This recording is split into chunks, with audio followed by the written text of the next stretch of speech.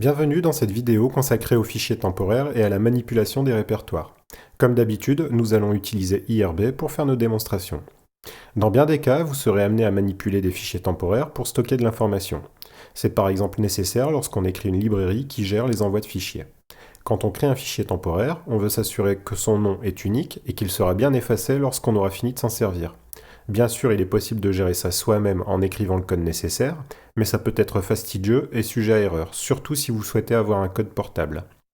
Heureusement, Ruby met à notre disposition la classe TempFile, dédiée à la gestion de cette opération courante.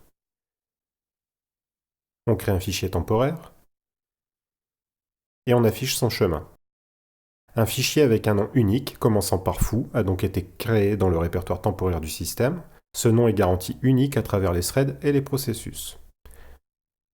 On ajoute du contenu, on ferme le descripteur, on l'ouvre à nouveau, on récupère le contenu, et on ferme le descripteur en détruisant le fichier. Si nous n'avions pas détruit le fichier, il l'aurait été automatiquement en fin de processus. Il est recommandé de le faire explicitement pour éviter que le fichier temporaire reste disponible sur le système de fichiers jusqu'à ce qu'il soit collecté, alors qu'il n'est plus utilisé par le programme. Si votre programme stocke des données sensibles qui ne doivent pas être accessibles aux autres processus, vous pouvez supprimer le fichier juste après sa création. Sur les systèmes POSIX, tant que le descripteur de fichier n'est pas clos, vous pouvez toujours vous en servir, même s'il n'est plus visible sur le système de fichier.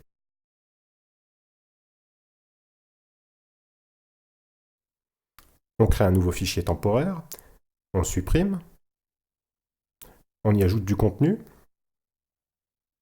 et on ferme le descripteur.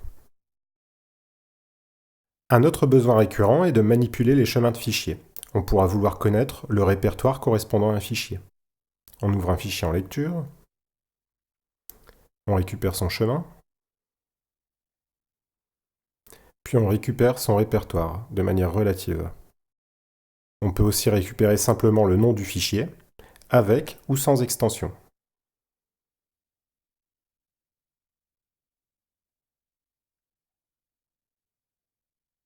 On peut donc préciser l'extension à occulter. Quand on ne la connaît pas à l'avance, on pourra utiliser l'étoile. On va également pouvoir obtenir un chemin absolu depuis un chemin relatif.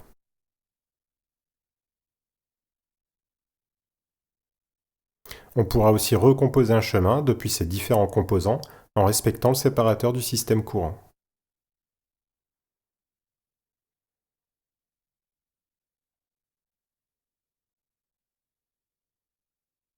La classe PassName a pour but de regrouper toutes ces fonctionnalités et permet également d'aller un peu plus loin. On crée une instance de PassName.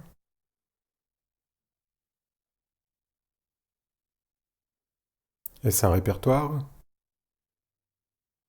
Est-ce un fichier? Ici, on utilise la méthode split qui va nous donner un tableau du chemin et du nom du fichier, l'extension et la taille. Cette classe offre beaucoup d'autres méthodes très utiles et je vous invite à lire sa documentation.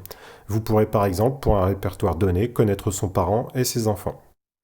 Finalement, en plus d'analyser les chemins, on voudra pouvoir se déplacer dans les répertoires, en créer, en supprimer, etc. Tout d'abord, on pourra se renseigner sur le répertoire courant, puis se déplacer dans un autre,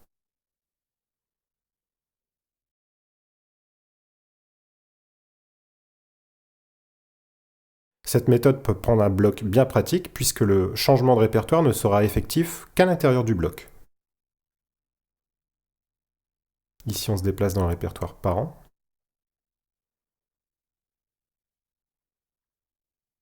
On affiche le répertoire courant.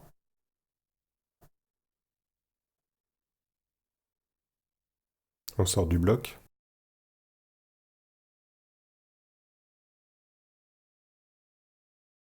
On pourra également lister l'ensemble des entrées d'un répertoire.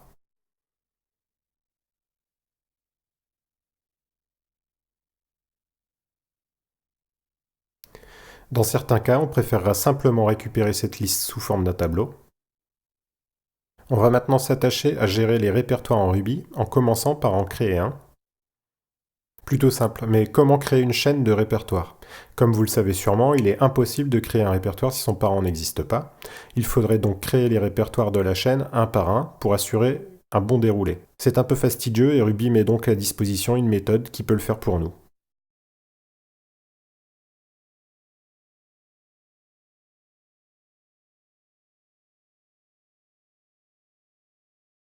Ici, on crée le répertoire rep2, à l'intérieur rep3, à l'intérieur foo et à l'intérieur bar. Parfait. On peut maintenant passer au renommage d'un fichier et par extension au renommage d'un répertoire. Pour finir, on voudrait pouvoir supprimer un répertoire. Avec la méthode de base, on ne pourra supprimer qu'un seul répertoire à la fois et seulement s'il est vide. S'il n'est pas vide, une exception sera levée. Bien souvent, c'est un répertoire et l'ensemble de son contenu que vous voudrez supprimer de manière récursive. Ruby met à disposition une méthode nous évitant d'avoir à écrire un code fastidieux. Vous savez donc maintenant vous déplacer à travers le système de fichiers, lister les entrées, en créer, en supprimer. Vous avez pu voir en bonus comment mettre en place des fichiers temporaires de manière robuste, ce qui vous permettra de stocker de l'information qui n'a pas vocation à être conservée et qui ne doit pas être accessible par un autre processus.